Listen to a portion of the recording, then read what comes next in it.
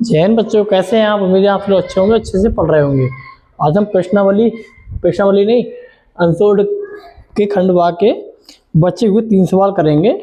ठीक है, वो कुछ इस प्रकार है, देख लो पहले क्वेश्चनों को, इसको नोट कर लेना आप। देखो ये 23, 24, 25 इन सवालों को आप नोट कर लेना। ठीक है, अब इन सवालों को हम बोर्ड पर नोट नहीं करेंगे, इसलिए आप इसको वीडियो रोक के आप नोट कर लेना। देखो 23 में दो खंड है, इसमें एक करना होता है, लेकिन हम तो दो नहीं बताएंगे। 23 का पहला सवाल क्या देखा है, ये समीकरण दे रखे, बहुत सिंपल सवाल, बस 6 नंबरों में सवाल है ये। 6 नंबरों में इतना सिंपल सवाल दे रखे हैं। समीकरणों को हल करना है, इससे सिंपल आपको सवाल कुछ मिल नहीं सकता 6 नंबरों में। 6 नंबरों में इससे ज़्यादा सिंपल आपको कोई भी सवाल नहीं मिल सकता, बहुत सिंपल सवाल है। सबसे पहले क्रम व्यवस्थित कर लो इसे। 3x माइनस 5y, 4 को उधर ले जाओ, प्लस का 4, इसको व्यवस्थित करो। 9x, y को उधर ले जाओ, 2y को उधर ले आओ, माइनस का 2y बराबर का प्लस का 7।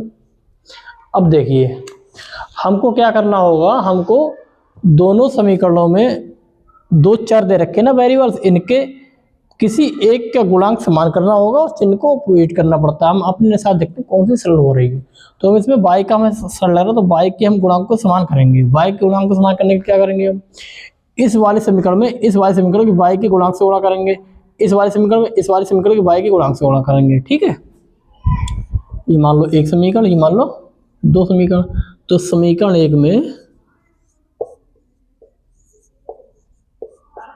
2 से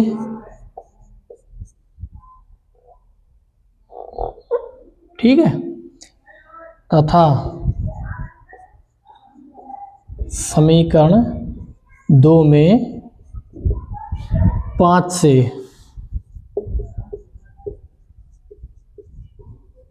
गुणा करने पर। ठीक है, कर दो गुणा, इसमें करो 2 से गुणा करना है, इसमें गुणा 5 से करना है, तो 2 3 6, 2 पंजे 10, 2 चौक 8, 5 नेम 45x, 5 दूनी 10 बाई 5 सत्ते 35। अब देखिए गुणांक समान है, चिन्ह अपोजिट कर दो। इसके लिए क्या करेंगे, यहाँ माइनस, यहाँ प्लस, यहाँ माइनस, यानी कि घटाने पर। चिन्ह अपोजिट करते हैं तो लिखते हैं हम घटाने पर। ये तो कट जाएंगे, ये क्या हो जाएगा 5, ये घट जाएंगे, 45 में से 6 घटेंगे कितने, माइनस का 39 x, इधर क्या बचेगा 15 में से हट गए 7, यहाँ क्या बचा 2। ठीक, वही माइनस के।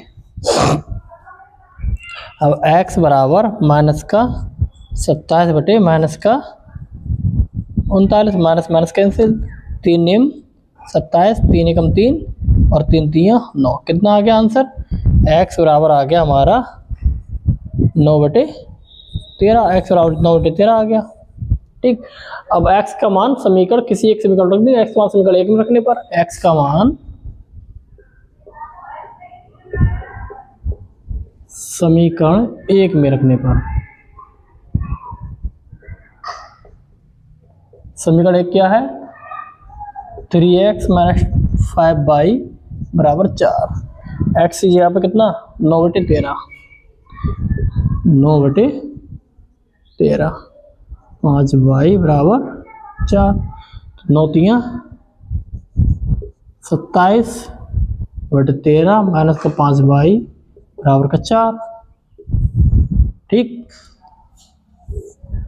ये उधर ले जाओ, माइनस का 5y बराबर 4 माइनस का 27 बटे 13, क्रॉस मल्टीप्लाई कर लो इसमें, माइनस का 5y, 13 चौक 52, 27 एकम 27 बटे 13 एकम 13, कितना आ गया 12 में से 7 के 5। ठीक, ये 4 में से 2 गया 2 बटे 13, यहाँ प्लस के ज़्यादा है ना तो प्लस के बचेंगे। यहाँ y देखो -5 है ना, यहाँ गुणा पहुँच जाएगा -5, तो 5 5 25 माइनस का आगे आ जाएगा, कितना आ जाएगा माइनस का 5/13। ठीक है, y बराबर कितना आ गया माइनस का 5/13। यही आंसर है, y का मान ये, x का मान ये आंसर है। इससे सिंपल सवाल 6 नंबर में कुछ नहीं मिल सकता आपको। 6 नंबर बहुत सिंपल सवाल है ये।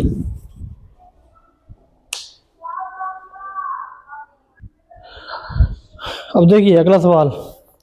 अगला सवाल है 2 अंकों की, इसी 23वें अथवा में है दूसरा, इन दोनों में से एक करना होता है, तो आपको वही सवाल करना था। उसमें आपको अलग से कुछ भी नहीं करना, बस हल करना है। इस पेपर में आपको सबको दे रखा है, इस सवाल में आपको अलग से सोचना पड़ेगा।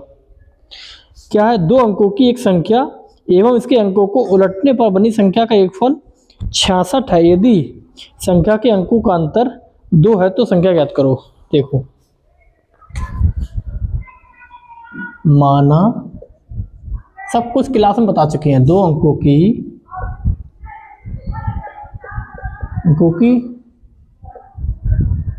संख्या कौन सी है, 10x + y। जहाँ जो y है वो इकाई है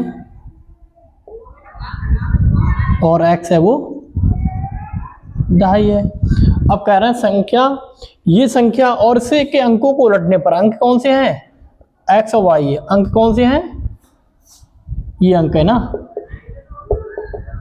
ये अंक है। ठीक है, अंक कौन से हैं, x व y। अब इनको ये संख्या प्लस इसके अंकों को उलटने पर यानी कि 10 × y + x, यहाँ पर भी लिख दो, अंकों को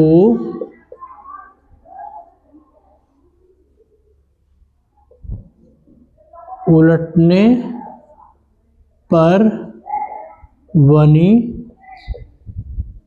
संख्या कौन सी है, 10y + x। ठीक, अब उस संख्या और इस संख्या का योग कितना है, ये है 66।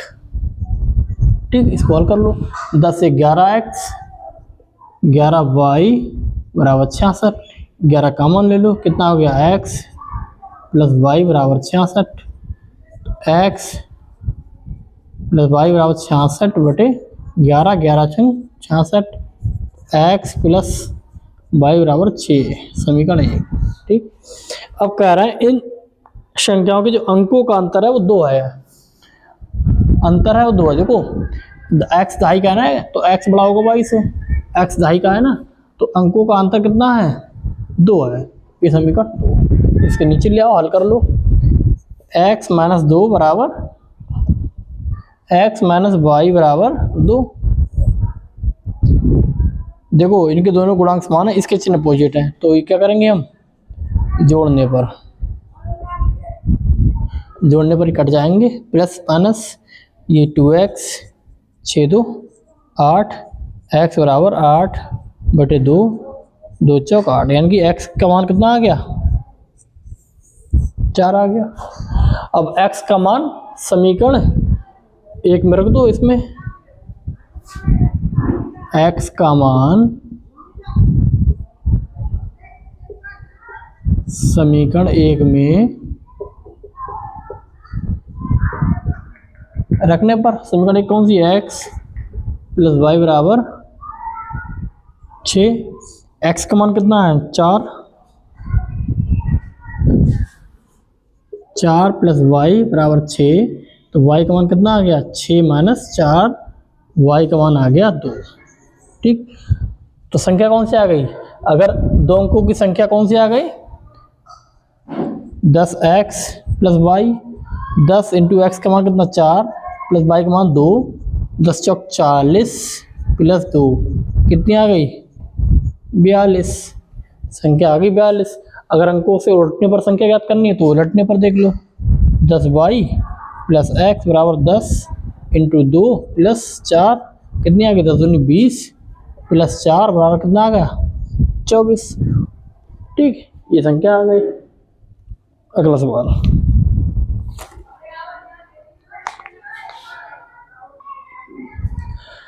अब देखिए सवाल नंबर 24, इसमें दोनों सवाल क्या ऊंचाई दूरी के हैं, और ऊंचाई दूरी के सवाल जो हैं करने का सबसे अच्छा तरीका होता है उसको सवाल को पढ़ने के साथ साथ आप चित्र बनाते जाएं।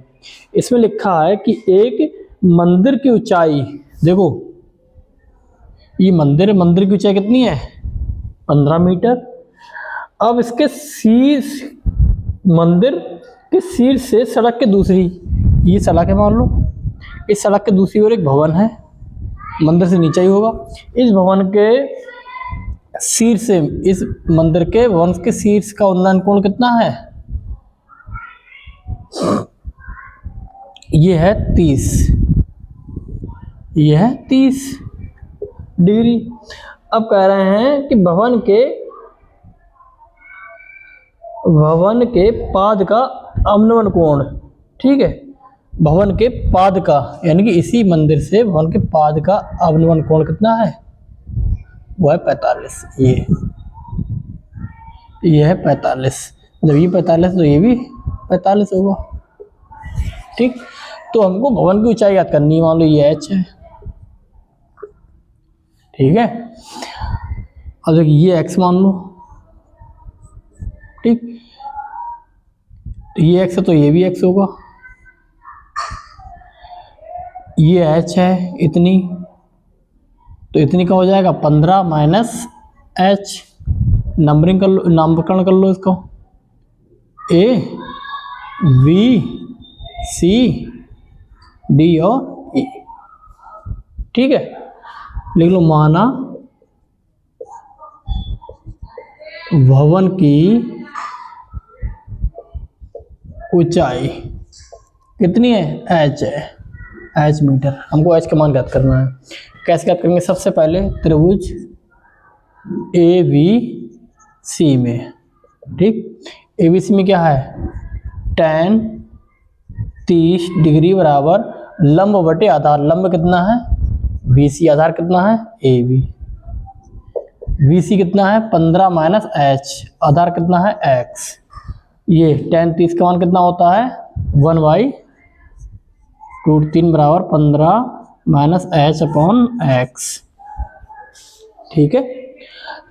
x इधर ले आओ चाहो आप तो, ठीक, x इधर ले आओ चाहे तो x अपॉन √3, और इसकी √3 की इससे बड़ा कर लो तो 15√3 माइनस h इंटू √3, ये समीकरण 1 है, ठीक। अब त्रिभुज DEC में, इसमें क्या है tan 45 बराबर लंब कितना है CE बटे आधार कितना है DE, tan 45 का मान 1 होता है, CE कितनी है 15, DE कितना है ये देखो x, तो x बराबर कितना आ गया 15, x का मान समीकरण 1 में रख दो, ठीक है। इसलिए लिख लिया आप x का मान समीकरण 1 में रखने पर कितना आ गया 15 बराबर 15√3 माइनस h इंटू √3। अब इसमें h का मान आ जाएगा, h इधर ले आओ, h इंटू √3 बराबर 15 इंटू √3, 15 उधर ले जाओगे माइनस का 15, ठीक। तो h बराबर यहाँ 15 कॉमन ले लो, यहाँ का बचेगा √3 माइनस का 1, √3 नीचे ले आओ, यहाँ रूट हटाएंगे तो ऊपर नीचे √3 से परमीकरण कर देंगे, ठीक है। कितना आ जाएगा 15 इंटू √3 माइनस 1 अपॉन √3 रूट हट जाएगा, 3 रह जाएगा, 3 पंजे 15, कितना आ गया h का मान आ गया 5 इंटू ये √3, ये भी तो है ना, कितना आ गया 5, √3 के अंदर गुणा कर दो तो यहाँ रूट हट जाएगा, 3 रह जाएगा, माइनस यहाँ पर √3, कितना आ गया मीटर में, ये h का मान आ गया, ये निकालना था, ठीक है। अगला क्वेश्चन देखते हैं अब।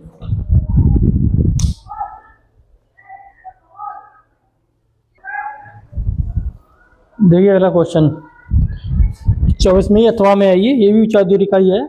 इसमें लिख रहे हैं कि एक भवन के शीर्ष से एक मीनार के शीर्ष का उन्नयन कोण 60 डिग्री है।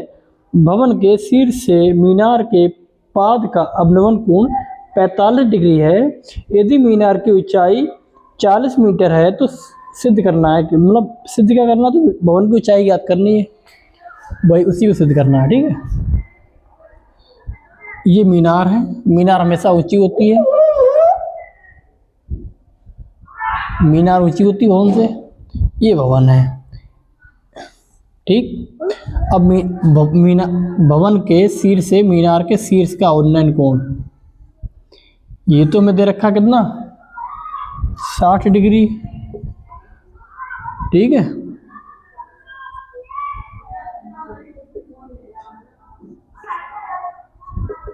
अब भवन के शीर्ष से ही मीनार के पाद का अवनमन कोण कितना देखा है 45 डिग्री, तो ये 45 तो ये भी 45 होगा। उन्नयन कोण अवनमन कोण के बराबर होता है, लिख लेंगे। एडी भवन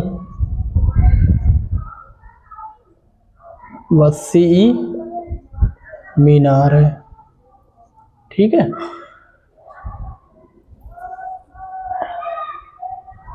माना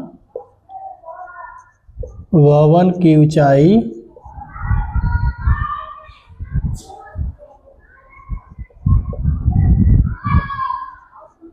कितनी है h मीटर है, ठीक है। सिंपल है, पहले ही क्वेश्चन की सेम पहले जो क्वेश्चन हमने इसमें 24 का ही जो पहला खंड बताया था, बिल्कुल सेम वैसा ही क्वेश्चन है। ये थोड़ा सा डिफरेंस, बिल्कुल सेम क्वेश्चन है, ठीक है।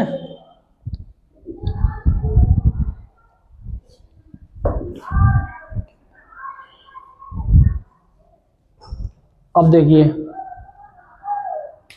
अब इसमें क्या करेंगे, देखो इसकी मीनार की ऊंचाई जो है वो दे रखी है हमको 40 मीटर,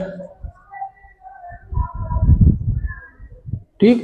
ये h है, ये x मान लो, जब ये x है तो ये भी x होगा, ठीक है। जब ये h है ये भी h होगा, तो ये कितना हो जाएगा 40 माइनस h, ठीक है।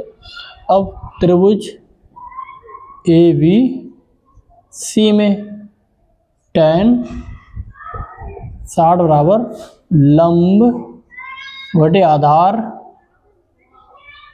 tan 60 का मान होता है √3, लंब BC कितना है 40 माइनस h, आधार कितना है x, तो कितना हो जाएगा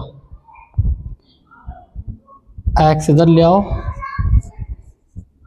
x इंटू √3 बराबर 40 माइनस h, समीकरण 1। अब त्रिभुज इस वाले में ADE में क्या हो जाएगा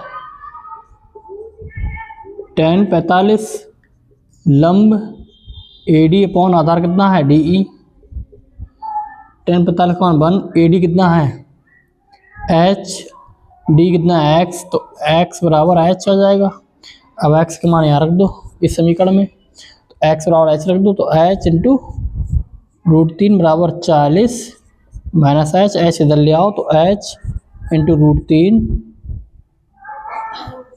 प्लस h बराबर 40, h कॉमन ले लो, यहाँ क्या बचेगा √3 प्लस 1 बराबर 40, h बराबर 40 बटे √3 प्लस 1, ठीक है। अब देखो इसमें परिमीकरण करेंगे ऊपर नीचे, इस नीचे वाले के अपोजिट चिन्ह से √3 माइनस 1 अपॉन √3 माइनस 1, ऊपर क्या जाएगा 40 into √3 minus 1 upon a plus B, A minus B, यानी कि √3 का स्क्वायर माइनस 1 का स्क्वायर, स्क्वायर से रूट कैंसिल, कितना आ जाएगा ऊपर 40 इंटू √3 -1 अपॉन 3 बाहर आ जाएगा, माइनस का 1 कितना आ गया देखो 40 इंटू √3 -1 अपॉन 3 माइनस यानी कि 2, 2 दूनी 4 कितना आ गया 20 √3 -1 मीटर। यही आंसर, यही सिद्ध करना भी था। ठीक है, 25 लास्ट सवाल।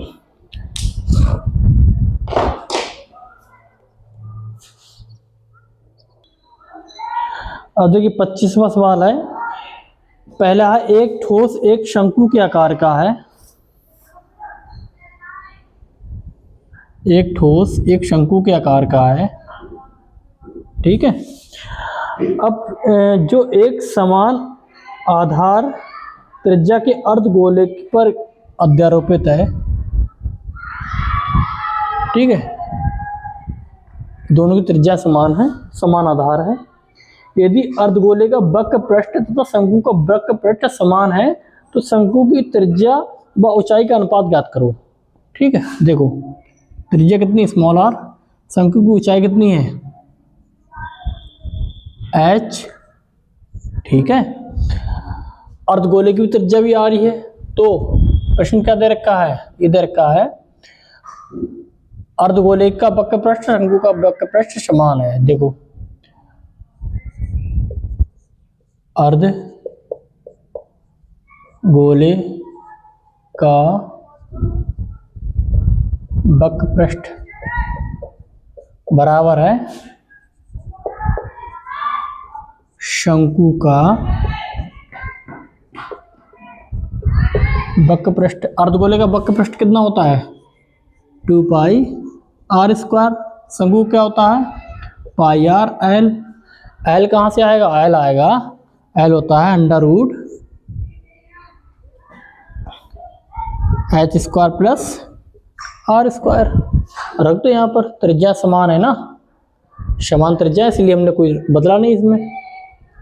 ठीक है, या ऐसे भी कर सकते हैं आप, इसको कैपिटल R मान लो, कैपिटल R का स्क्वायर, इसको भी कैपिटल R मान लो। ठीक है, R1 व R2, जहाँ R1 बराबर है R2 को, वो कितना है स्मॉल r। ऐसे भी तो कर सकते हैं। ठीक है, रख दो यहाँ पर 2 पाई R1 कितना है स्मॉल r का स्क्वायर बराबर पाई R2 कितना है small r into l। l का मान कितना है ये रख दो यहाँ पर, क्या होता है √ h square plus small r square. ठीक है, देखो पाई से पाई कैंसिल, एक r से स्क्वायर कैंसिल, कितना बचा यहाँ पर 2r बराबर √ h square plus r square. अब दोनों तरफ वर्क करने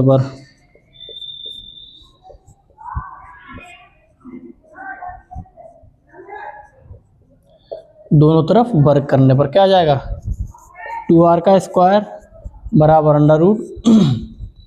h स्क्वायर प्लस r का स्क्वायर स्क्वायर से √ कैंसिल, ये क्या हो जाएगा 2 दूनी 4r का स्क्वायर बराबर h square plus r square इधर ले आओ, 4r स्क्वायर माइनस का r स्क्वायर बराबर h स्क्वायर। ठीक, ये क्या हो जाएगा 3r स्क्वायर बराबर h स्क्वायर। ठीक, इसी गुणा में 1 लिख लो, कुछ नहीं तो गुणा में 1 तो होता ही है। h नीचे ले आओ, 3 उधर ले जाओ, इधर कर लो ना, r square upon h square, इधर 1 बचा, 3 जो गुणा होता है नीचे भाग में पहुंच गया। ठीक, यहाँ पर क्या हो गया r अपॉन h का स्क्वायर बराबर 1/3, तो r अपॉन h कितना आ गया 1/, स्क्वायर उधर पहुंच गया, रूट लग गया, 1/3 बराबर कितना आ गया 1/√3। ठीक है, ये अनुपात आ गया। अगर अनुपात के रूप में लिखो तो ऐसे लिख लो, r अनुपात h बराबर 1/√3, यही आंसर है। ठीक है, इसका अगला खंड भी कर लो, मिटा दे रहे हैं। ठीक है, 25 का लास्ट सवाल जो था मैं वो है, इसमें दे रखा है एक वृत्त है, ठीक है, वृत्त की चाप द्वारा, ये चाप है, केंद्र पर अंतरित कोण, ये चाप है ये वाला, ठीक है। इस चाप के द्वारा केंद्र पर अंतरित कोण कितना है, वो है 60 डिग्री और इसकी त्रिज्या है 21 सेंटीमीटर, केंद्र वो है। इसका हमको चाप द्वारा बनाया गया त्रिज्य खंड का, इस चाप के द्वारा बनाए गए त्रिज्य खंड का क्षेत्रफल ज्ञात करना है, ठीक है, ओ ए बी का, ठीक है। कैसे याद करेंगे, सूत्र लिख लो, त्रिज्य खंड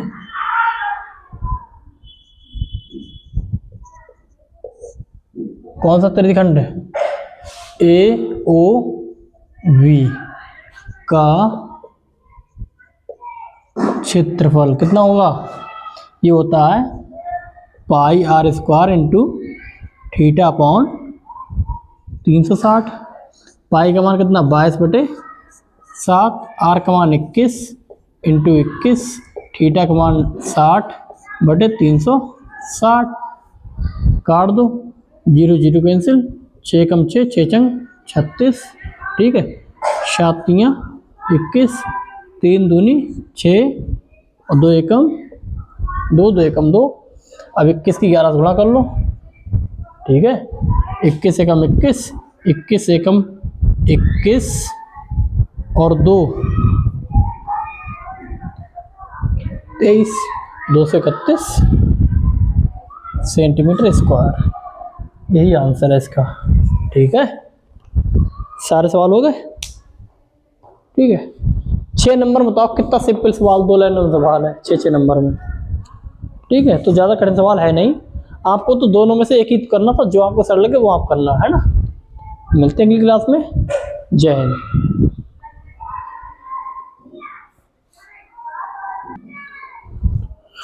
और हाँ, एक बात और है, अभी ठंड बहुत पड़ रही है तो उसके लिए क्या सावधानी बरतते रहें, ताकि पेपर का टाइम आ रहा है ना, एग्ज़ाम का समय, इस समय आप बीमार होना अफोर्ड नहीं कर सकते, इसलिए बीमार ना हो बिल्कुल भी।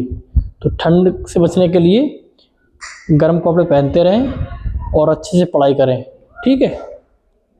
मिलते हैं अगली क्लास में, जय हिंद।